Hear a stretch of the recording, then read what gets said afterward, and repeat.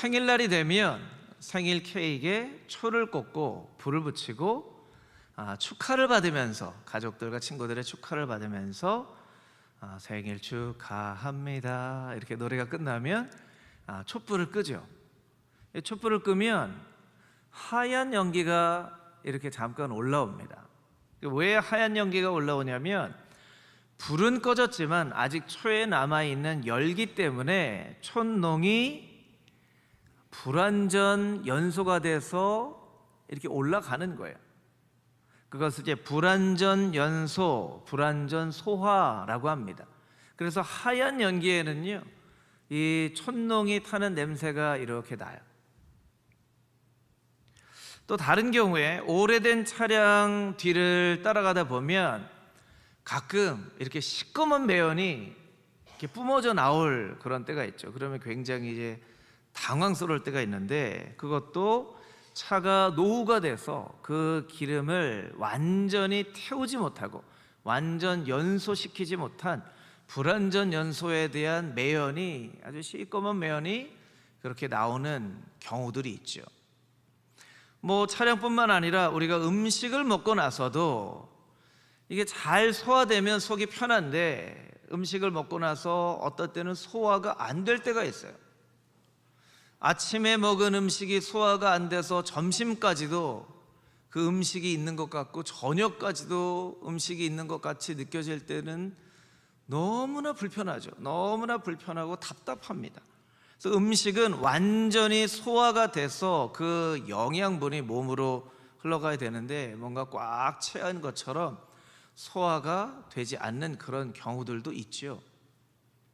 드라마나 영화를 보면 어떤 배우가 그 캐릭터를 완전히 소화를 시키면 드라마가 너무나 재미있고 흥미가 있는데, 이 배우가 좀 미숙해서 그 캐릭터를 완전히 소화를 시키지 못하는 경우 너무 재미가 없고 어정쩡한 그런 경우들이 있어요. 그런 연기를 할 때 우리는 보통 그런 연기를 무슨 연기라고 그러죠?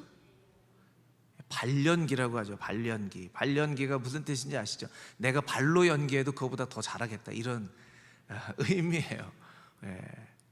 그렇게 일상생활의 곳곳에 보면 완전히 소화되지 못한 그런 일들을 우리가 발견을 하게 됩니다. 우리의 모습을 한번 좀 생각을 해볼까요? 우리의 모습은 복음을 위하여, 하나님을 위하여 완전 소화된 그런 삶을 살아가고 있는가? 완전 연소된 삶을 살아가고 있는가? 아니면 무언가 움켜쥐고 살기만 해서 우리의 영적인 상태가 시꺼먼 매연이 가득한 불완전 연소가 되어진 그런 우리의 모습이 우리의 영적인 상태가 아닌가? 우리의 속사람이 하나님의 말씀과 하나님께서 주신 은혜가 잘 소화가 되어야 되는데 소화가 되지 않고 무언가 딱 얹혀있는 것 같아서 찬양을 불러도 답답하고 기도를 해도 답답하고 예배를 드려도 무언가 얹혀있는 것처럼 답답한 그런 영적인 상태로 우리가 살아가고 있지는 않은지, 우리가 우리의 삶을 좀 돌아볼 필요가 있다는 거예요. 여러분은 복음과 함께 완전 소화된 인생을 살고 있습니까? 아니면 불완전 소화가 되어서 답답하고 불편한 그런 삶을 살고 있으십니까? 사도 바울은 오늘 자신의 인생이 복음과 함께 완전 소화가 되어지기 위하여서 에베소에 있는 장로들을 밀레도로 초청하여서 자신의 사명을 말하고 나는 이제 예루살렘으로 올라갑니다 라고 선언을 하고 다짐을 하고 함께 기도하는 그 장면이 바로 사도행전 20장의 말씀입니다. 오늘 말씀 22절에서 25절까지 있는 말씀을 같이 한번 다시 읽어보도록 하겠습니다. 22절에서 25절 말씀입니다. 보라, 이제 나는 성령에 매여 예루살렘으로 가는데 거기서 무슨 일을 당할는지 알지 못하노라. 오직 성령이 각성해서 내게 증언하여 결박과 환난이 나를 기다린다 하시나 내가 달려갈 길과 주 예수께 받은 사명 곧 하나님의 은혜의 복음을 증언하는 일을 마치려 하면은 나의 생명조차 조금도 귀한 것으로 여기지 아니하노라. 보라, 내가 여러분 중에 왕래하며 하나님 나라를 전파하였으나 이제는 여러분이 다시 내 얼굴을 보지 못할 줄을 아노라. 아멘. 사도 바울은 지금 밀레도라는 곳에 있습니다. 예루살렘으로 올라가기 전에 에베소의 장로들을 초청하여서 내가 예루살렘에 올라가는 이유를 설명하고 있어요. 사실은 예루살렘은 목적지가 아니라 경유지죠. 사도 바울이 에베소에 있을 때 내가 로마도 보아야 하리라, 로마에 가서 황제 앞에서 복음을 증거하는 사명을 에베소에서 받았어요. 그 로마로 가기 위하여 에베소에서, 예루살렘에서 재판을 하고 그 재판을 통해서 로마로 가기 위한 그 과정으로서 예루살렘으로 가려고 하고 있는 거예요. 예루살렘으로 가려고 기도할 때마다 성령님께서 예루살렘에 가면 환난과 결박이 너를 기다리고 있을 것이다 말씀하고 계세요. 여러분, 환난과 결박이 우리를 기다리고 있다라고 하나님께서 분명히 말씀하실 때 여러분은 그 자리를 피하시겠습니까? 아니면 그럼에도 불구하고 그 자리를 가시겠습니까? 환난과 결박이 기다리고 있는 그곳으로 가면서 사도 바울은 오히려 더 어떻게 고백하고 있냐면, 주 예수께 받은 사명, 하나님의 복음을 감당하는 일을, 전하는 일을 감당하는 일에는 내 생명조차도 하나도 아까워하지 않고 내가 내 사명을 지킬 것이다 라고 사도 바울이 고백하고 있는 거예요. 사도 바울에게 있어서 사명이라는 것이 무엇이기에 이렇게 죽음을 앞두고 에베소 장로들에게 이야기하잖아요. 다시는 내 얼굴을 보지 못할 것입니다. 나는 죽음을 각오하고 가고 있는 것입니다. 아니, 과연 사명이 무엇이길래 사도 바울로 하여금 이런 고백을 하게 하는가? 우리는 사명에 대해서 좀 생각을 해볼 필요가 있습니다. 성경에 나와 있는 사명은 두 종류의 사명이 있어요. 하나는 일반 사명이 있고 특별 사명이 있습니다. 일반 사명은 예수님을 믿고 따르는 모든 사람들이 다 지켜야만 할 사명이에요. 한 명의 예외도 없이 지켜야만 할 사명이에요. 예를 몇 가지 들어드릴게요. 창세기 1장 28절, 생육하고 번성하여 땅에 충만하라, 다스리라. 여러분, 이 사명은요, 어떤 사람만 지키면 되고 어떤 사람은 지키지 않아도 되는 그런 사명이 아니에요. 모든 사람이 지켜야만 하는 사명이에요. 마태복음 28장 19절 말씀, 모든 족속으로 제자를 삼아 아버지와 아들과 성령의 이름으로 세례를 주어라. 여러분, 이건 모든 사람에게, 모든 교회에게 주신 사명이에요. 어떤 사람만, 선교사님들만 하는 사명이 아니라는 거예요. 사도행전 1장 8절 말씀에도 이런 말씀이 있죠. 땅끝까지 이르러 내 증인이 되리라. 세상 끝날까지 내가 너희와 항상 함께 있을 것이다. 여러분, 땅끝까지 이르러 증인이 되는 것, 이것은 모든 사람에게 주시는 사명이에요.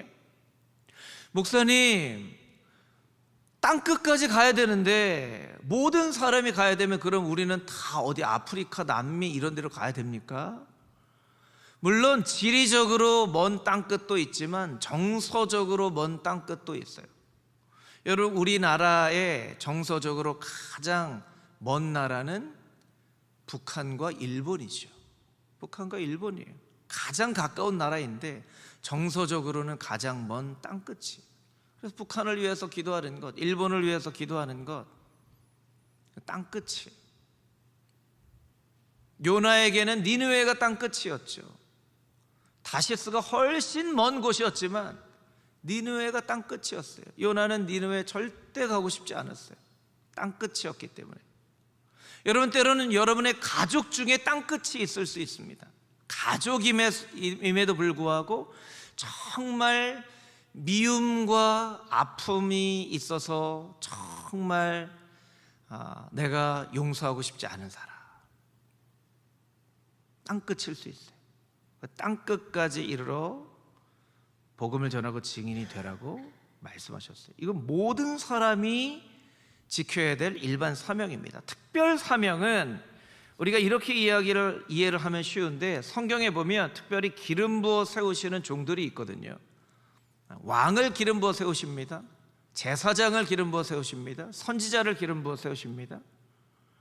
기름 부어 세우신 종, 이것은 특별 사명이에요. 오늘날에 보면 목회자나 선교사 같은 사람, 정말 복음을 증거하기 위해서 온전히 이 일만을 맡겨준 그런 경우를 특별 사명이라고 할 수 있겠죠.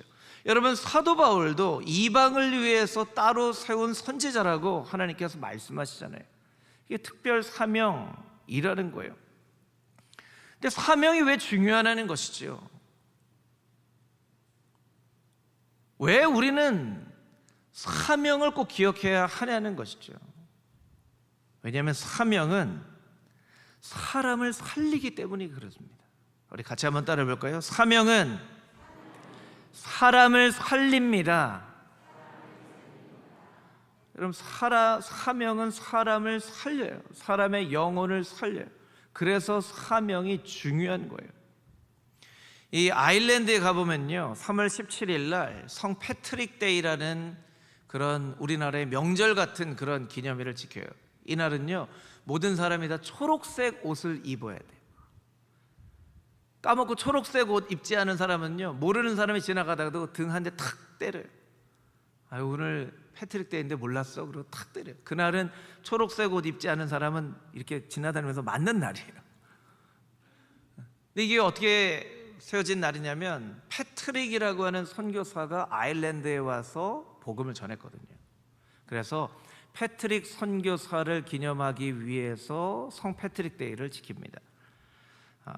세상에서 가장 배우기 어려운 언어 중에 하나라고 하는 러시아어를 키릴어라고도 하거든요. 왜 키릴어라고 하냐면, 러시아어를 만든 사람이 키릴 메소디우스라고 하는 선교사이기 때문에 그래요. 이 선교사들이 정말 복음에 척박한 야만인들이 살고 있었던 슬라브족, 지금이야 정말 러시아가 이랬지, 예전에 뭐 4세기 5세기에는요 정말 야만족이었어요. 야만족 슬라브족에게 가서 복음을 전하려고 하는데 글자가 없는 거예요. 복음을 글자로 설명을 해야 되는데 글자가 없어요. 그래서 키릴 메소디우스 선교사가 헬라어를 바탕으로 러시아어를 만들어줍니다. 조금 아쉬움이 있긴 해요. 좀 쉽게 만들어주지. 쉽게 만들어주면 더 많은 사람들이 배울 텐데. 그래서 러시아는 우리와 다르게 동방정교회를 믿지만 거기도 이제 복음이 있죠. 예수님을 믿는 굉장히 보수적인 신앙을 가지고 있는 사람들이 이제 동방정교회 사람들이에요. 그래서 러시아어는 선교사들이 만들어준 말이에요. 그 말을 통하여서 많은 사람들이 복음을 알게 되었고, 많은 사람들이 예수 그리스도 앞으로 인도함을 받았다는 거예요. 위클리프는 아무도 성경을 번역해야 되겠다고 생각하지 않았던 때에 성경을 번역해서 그 나라 사람들의 말로 복음을 들어야 된다고 생각한 사람이에요. 마틴 루터가 복음을 증거하기 전에 한 150년 전에 1300년대에 위클리프가 성경을 번역했죠. 그리고 위클리프의 영향을 받아서 왈데시안이라는 사람들, 왈도파라고 하는 사람들이 복음을 전했어요. 여러분, 그 당시에는요 하나님의 말씀이 너무나 중요하기 때문에 하나님의 말씀을 잘 보존해야 된다라고만 생각했기 때문에 성경을 아무나 읽지도 못했고요, 번역하는 것은 언감생심 꿈도 못 꿨어요. 그래서 이렇게 예배를 드리는데요, 라틴어로 성경을 읽어 드렸어요. 여러분, 제가 라틴어로 성경을 읽어 드린다고 한번 생각을 해보세요. 여러분들이 한 글자라도 이해를 하실 수 있으시겠어요? 그렇게 예배를 드리는 걸 당연하게 여겼어요. 중세 시대 동안 마틴 루터가 복음을 독일어 성경으로 번역하기 전까지 1000년이 넘는 시간 동안, 여러분 생각해 보면 너무나 안타깝고 끔찍한 일이에요. 그리고 그렇게 신앙생활 한 사람들이 정말 대단한 사람들이에요. 아니 이렇게 예배를 드리는데 라틴어로 성경을 읽어드리는데 당연히 그렇게 라틴어로 성경을 읽혀야지 하고 이해도 안 되는데 그 성경을 들었다는 거예요. 근데 이 위클리프를 통하여서, 왈데시안을 통하여서 마틴 루터가 종교개혁을 하면서 독일어로 성경을 번역하죠. 오직 성경으로, 솔라 스크립투라, 오직 하나님의 말씀으로. 그 뒤로부터 막 복음이 번역되기 시작합니다. 그리고 그 번역된 복음을 듣고 사람의 생명이 살아나는 그런 놀라운 역사가 전 세계 가운데 나타나는 거예요. 여러분뿐만 아니라 한국 땅 가운데 복음 증거하는 그런 선교사님들이 와서 생명을 걸고 복음을 전했기 때문에 오늘 우리가 이렇게 예배를 드리고 있는 거예요. 나에게 1000개의 목숨이 있다면 나는 그 1000개의 목숨을 다 조선 땅을 위하여서 바치겠다 하는 그런 선교사가 있었기 때문에, 그 사명이 있었기 때문에 오늘 우리가 이렇게 예배를 드리고 있는 거예요. 사명은 중요합니다. 사명은 사람을 살립니다. 그런데 사명이라는 것을 얘기하면 성도님들이 좀 멀게 느껴져요. 아이, 목사님, 사명은 특별한 사람만 갖는 것 아닙니까? 나는 그냥 평범한 사람인데 나한테 무슨 사명이 있을까요? 이렇게 보통 생각을 한단 말이에요. 근데 여러분, 성경에 나와 있는 사람들이 다 그렇게 사명을 받았어요. 모세에게 하나님께서 사명을 주셨을 때 모세는 어떻게 대답합니까?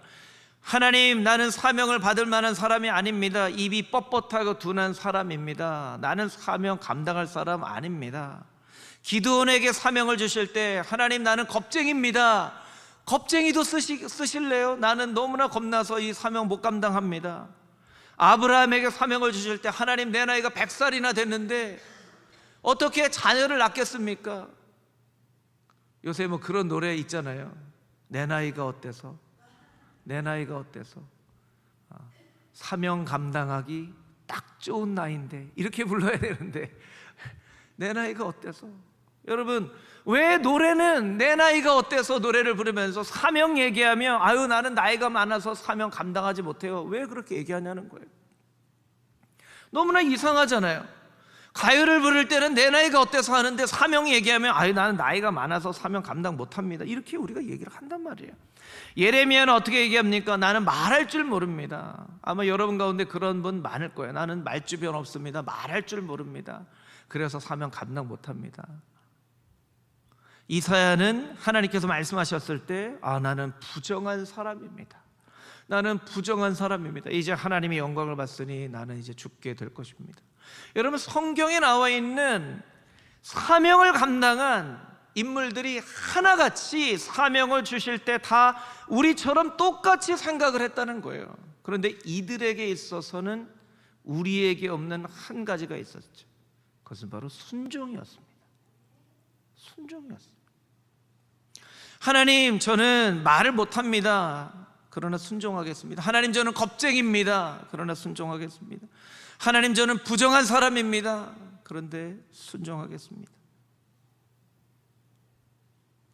여러분, 하나님께서 여러분에게 무슨 사명을 주신다면 여러분 순종하십시오. 할렐루야, 할렐루야. 순종하십시오. 그럼 하나님께서 여러분을 통해서 사람 살리는 놀라운 역사를 이 땅 가운데 이루어 가실 거예요. 여러분을 통해서가 아니라 여러분에게 사명을 주신 그 하나님의 능력을 통해서 사람 살리는 일들을 감당케 하신다는 거예요.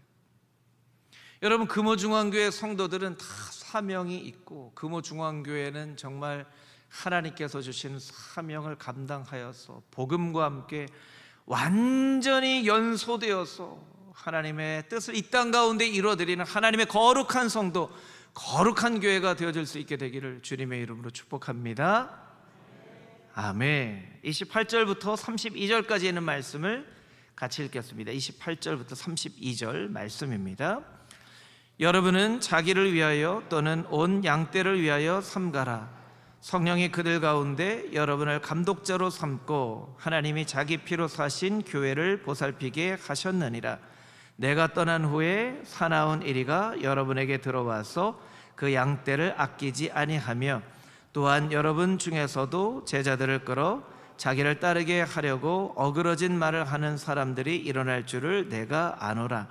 그러므로 여러분이 일깨어 내가 3년이나 밤낮 쉬지 않고 눈물로 각 사람을 훈계하던 것을 기억하라. 지금 내가 여러분을 주와 및 그 은혜의 말씀에 부탁하노니 그 말씀이 여러분을 능히 든든히 세우사 거룩하게 하심을 입은 모든 자 가운데 기업이 있게 하시리라. 아멘.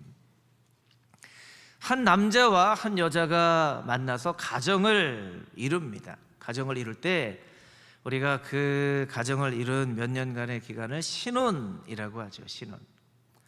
여러분, 신혼은 한 얼마간의 기간을 신혼이라고 하죠? 한 달을 신혼이라고 하나요? 한 1년 정도 신혼이라고 하나요? 1년? 1년보다 더 길다고 생각하는 분 있어요? 1년보다 더 길다. 한 2년, 뭐 2년 정도까지도 신혼이 될 수 있어요. 3년 뭐 얘기하는 분도 있죠. 근데 3년 넘어가도 신혼이라고 하지는 않죠. 좀 그렇죠?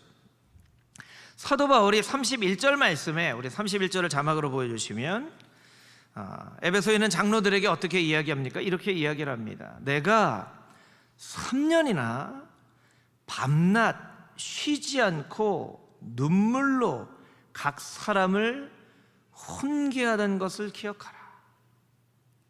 그러니까 사도 바울이요, 참 대단한 사역을 한 거예요. 3년 동안 밤낮으로 쉬지 않고 눈물로 그 사역을 감당했다는 거예요. 제가 이 말씀을 묵상하면서 이런 생각이 들었어요. 제가 이제 금호중앙교회 담임 목사로 부임한 지가 이제 만 3년이 됐어요. 3년. 이제 10월이 되면 3년입니다. 이제 신혼은 다 지나갔습니다, 여러분. 그런데 이 결혼 생활로 비유하면 이 결혼이 참, 이 결혼을 하자마자 부부가 멀리 떨어져서 생활하는 것처럼, 제가 담임 목사로 부임하자마자 코로나가 생겨서 제 기억에 원로 장로님들 친방하고 우리 시무 장로님들 친방하고 은퇴 권사님들 신방 절반쯤 할 때 코로나가 딱 생겨서 그 뒤로는 제가 신방을 가겠다는 얘기도 부담스럽고 요청을 하는 것도 부담스럽고, 성도님들을 잘 알 듯 모를 듯, 여러분들은 3년 동안 그래도 저를 봤으니까 제가 그래도 좀 친밀하게 느껴지기는 한데, 여러분 한 분 한 분을 만나보면 이렇게 개인적으로 여러분들을 아직 잘 모르는, 3년 동안 영상으로만 통화한 좀 서먹서먹한 부부 같은, 아마도 지금도 영상으로 저를 보고 있는 성도님들이 있을 거예요.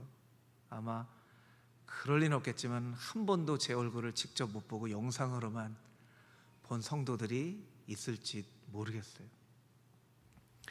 제가 참 금호중앙교회 사역에 정말 뛰어들어서 정말 완전 연소된 그런 사역을 해야 하는데, 좀 상황을 좀 탓하는 그런 부분도 있고 저도 좀 조심스러운 마음도 있고, 사도 바울이 3년 동안 정말 밤낮으로 한 사람 한 사람을 사역했다라는 이 표현이 너무 부럽기도 하고, 한편으로 그렇지 못한 제가 너무 부끄럽기도 하고, 이제 신혼이 다 지나가서 이제는 열심히 이제 뛰어들어서 이제 금호중앙교회와 완전 연소의 사역을 해야 되는데, 여러분은 저는 어떻게 느끼실지, 여러분 부부 관계로 비유를 하는 거예요.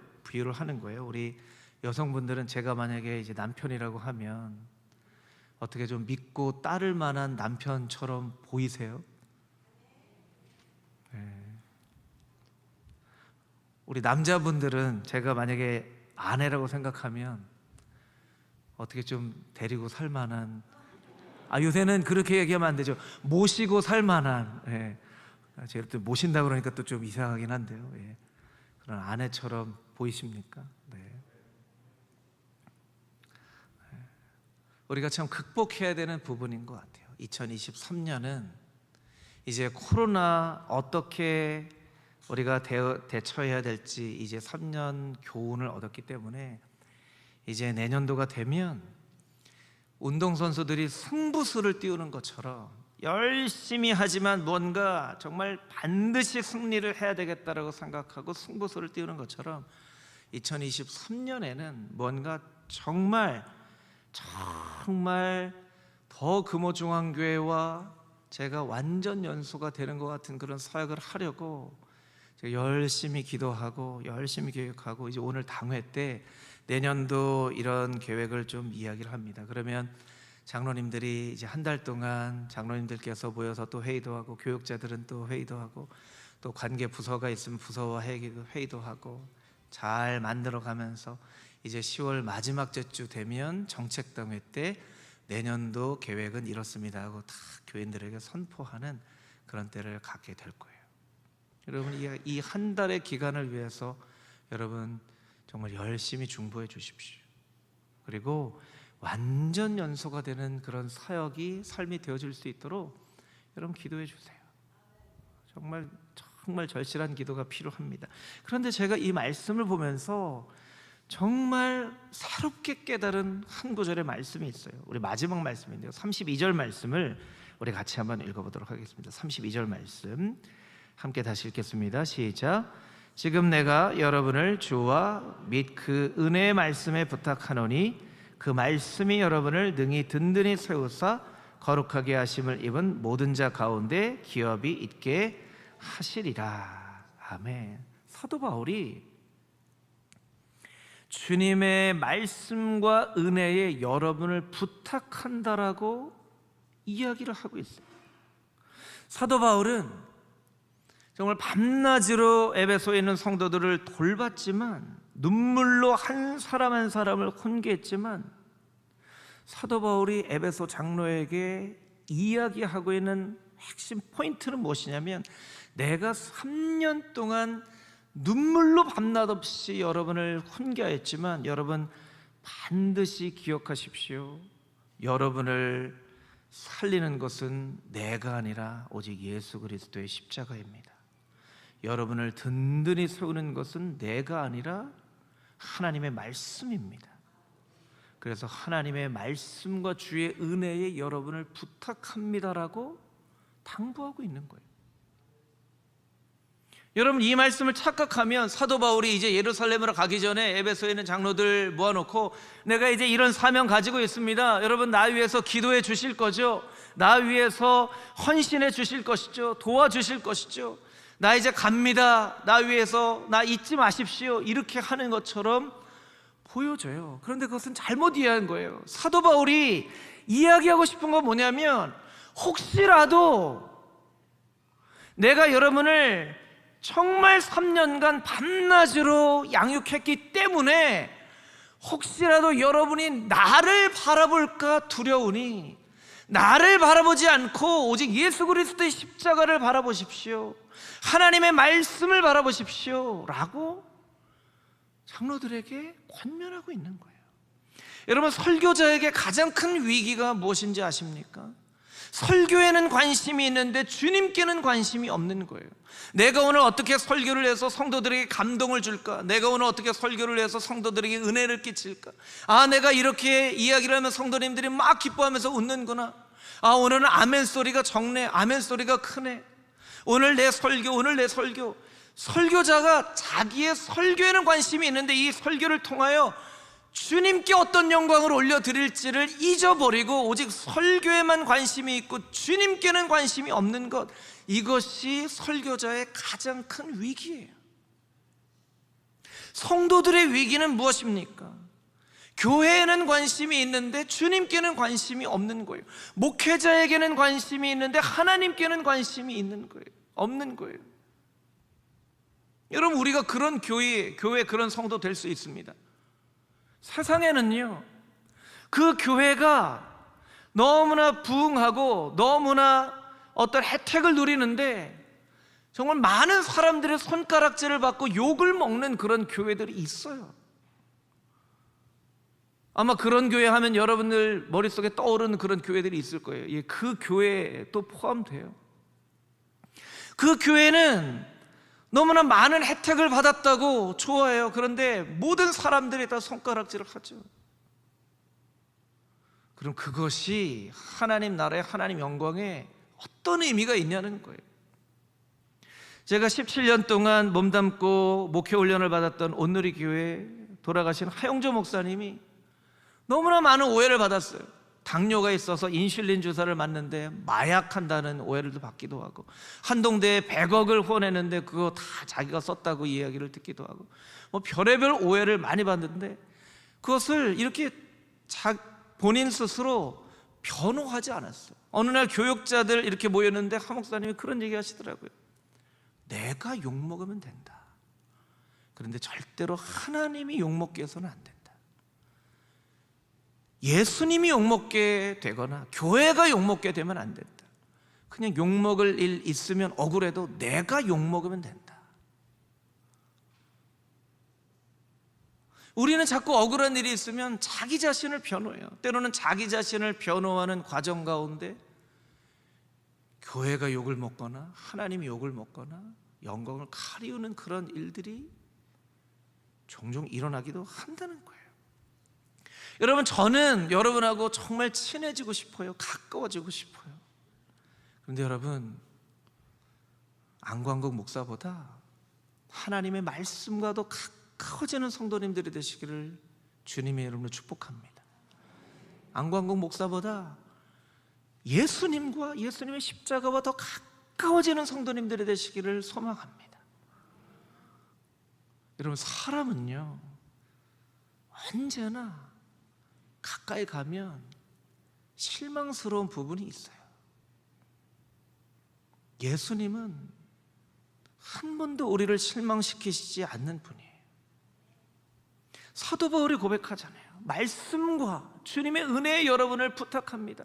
나 바라보지 마십시오. 나 의지하지 마십시오. 나 이제 떠나갑니다. 얼굴 못 볼 수 있습니다.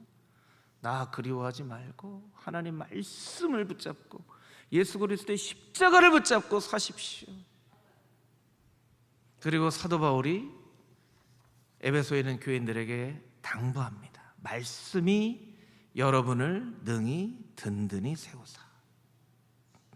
저를 따라서 같이 한번 해보겠습니다. 말씀이 여러분을 능히 든든히 세우사. 여기 여러분의 자기의 이름을 한번 넣어서 다시 한번 해보겠습니다. 말씀이 안광국을, 안광국 따라 하시는 분 있어요. 안광국, 그건 저만 하는 거예요. 여러분 우리 다시 한번 해보세요. 자기 이름을 넣어서 말씀이 안광국을 능히 든든히 세우사. 한 번만 더 해보겠습니다. 여기에 금호중앙교회를 넣어서 해보겠습니다. 말씀이 금호중앙교회를 능히 든든히 세우사. 할렐루야.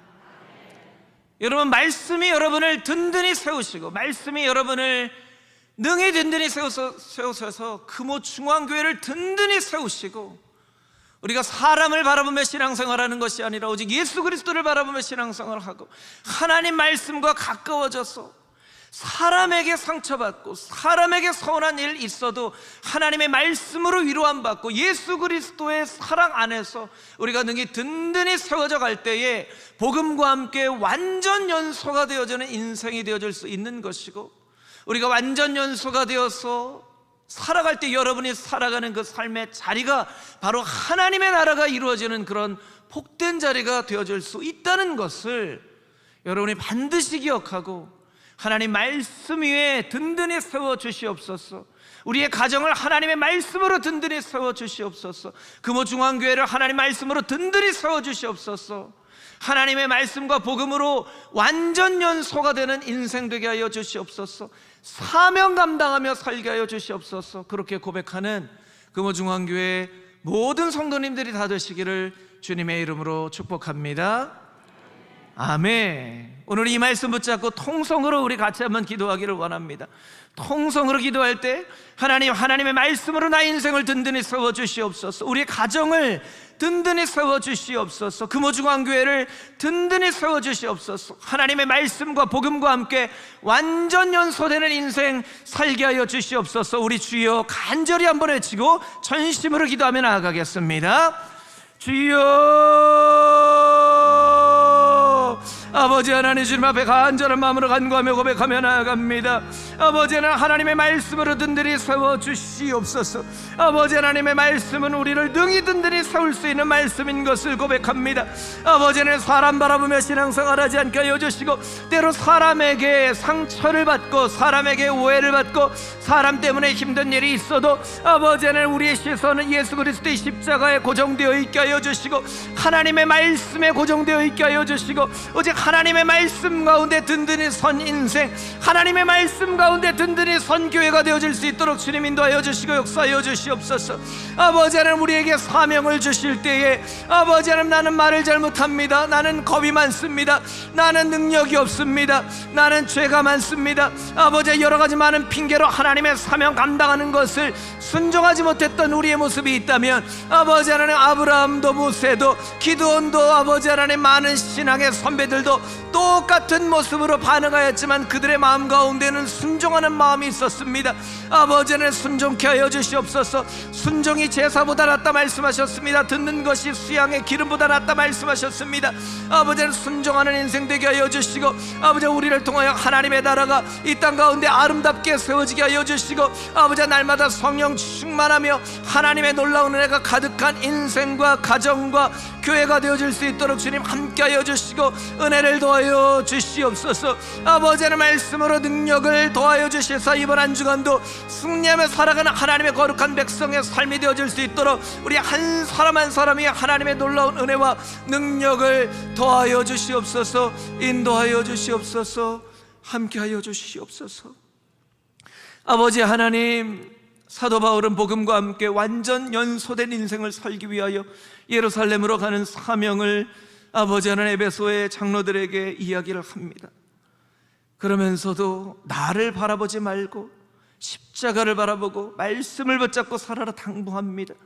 주님, 우리가 사람 바라보며 신앙생활하지 않도록, 때로 사람에게 상처받고 오해당하는 일이 있다 할지라도 오직 예수 그리스도의 십자가만을 바라보며 말씀이 능히 너희를 든든히 세우시리라는 말씀을 붙잡게 하여 주시고, 말씀으로 나를 든든히 세워주시고, 말씀으로 우리의 가정을 든든히 세워주시고, 말씀으로 우리의 자녀들을 든든히 세워주시고, 말씀으로 금호중앙교회를 든든히 세워주시옵소서. 날마다 간절히 기도하며 주님께서 주시는 소명을 순종함으로 감당하여 복음과 함께 완전 연소되는 인생을 살아갈 수 있는 하나님의 거룩한 교회 되게 하여 주시옵소서.